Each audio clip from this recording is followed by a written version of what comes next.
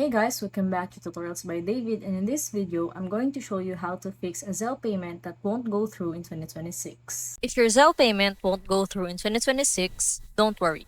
Here are the most common fixes. First, check your internet connection and make sure your banking app is fully updated. Outdated apps are a top reason Zelle fails. Next, verify the recipient details.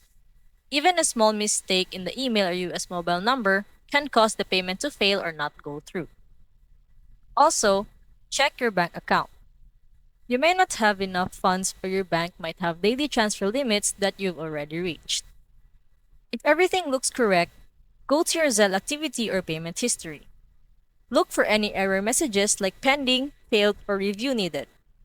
Sometimes, your bank may block the transaction for security reasons. In that case, try waiting a few minutes and sending it again, or contact your bank support to approve it. If it still won't go through, remove the recipient and re-add them in Zelle, then try again.